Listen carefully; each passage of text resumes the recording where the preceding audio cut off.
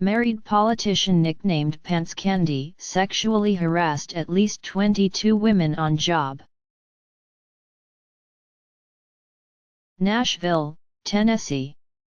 An investigation of a Tennessee state legislator released Wednesday found he took advantage of his position to sexually harass at least 22 women, including a then 20-year-old college student who told investigators Republic. Jeremy Durham plied her with a cooler full of beer and had sex with her in his office in 2014. Another woman interviewed was a lobbyist who nicknamed Durham Pants Candy after she said he rummaged in his pocket before suggestively offering her a dirty, unwrapped mint. The 48-page final report outlines a pattern of behavior in which Durham, 32, a married Republican lawmaker from the wealthy Nashville suburb of Franklin, tried to initiate romantic and sexual contact with female staff, interns, lobbyists, and political workers. Several of the women discussed feeling as though they could not say no to Durham because he held a position of power over them. None of the women ever filed a formal complaint against him, and many told investigators they felt that doing so would hurt their careers. Republic. Steve McDaniel is chairman of a special committee of the House of Representatives appointed to look into the allegations about Durham. He said Wednesday that the group opted against recommending a special session of the legislature to oust Durham. Such an ouster, he said, would only last until the November elections and not be binding on the upcoming session of the legislature. Instead, McDaniel said, committee members will let the voters decide. Durham has resisted calls from state GOP leaders to resign his seat and is running for re-election. Early voting for state primaries begins Friday. Durham's attorney, Bill Harbison, issued a statement on Wednesday calling the investigation politically motivated, unfair and unconstitutional. Harbison also criticized the fact that all of the women in the report are anonymous.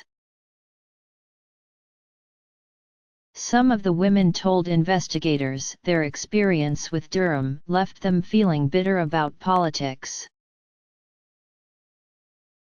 One intern who said Durham hit on her and tried to kiss her at a political event told investigators that someone later spread rumors that she had slept with the lawmaker. The experience completely turned me away from wanting to be a part of the political process, one that I have been passionate about my whole life, she told investigators.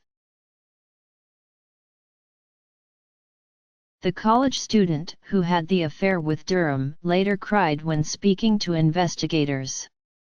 She told them she was naive and had considered working for the legislature at one time but no longer had any interest.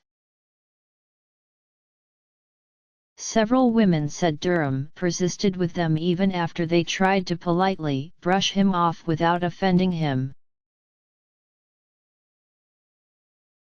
A lobbyist told investigators he once closed the door to his office, made sexual comments and gave her a full frontal hug, squeezing her breasts into him and making a sound like mmmmmm. Later, she told them, he continued to text, asking to see her and requesting hugs and kisses, but she always told him she was unavailable. She felt anyone else would have thought she was rude if brushed off as many times as she brushed off Republic. Durham's advances, but he was like a dog on a bone, the report states.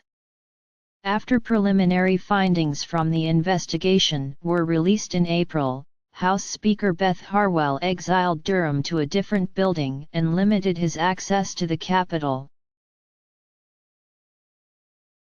Harwell said on Wednesday that if Durham were to be re-elected, she would continue those measures in order to protect female employees from him.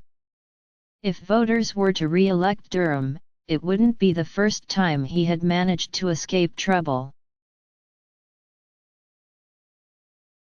In 2003, while he was in college, he was arrested for breaking into the home of his ex-girlfriend's new boyfriend and stealing from him.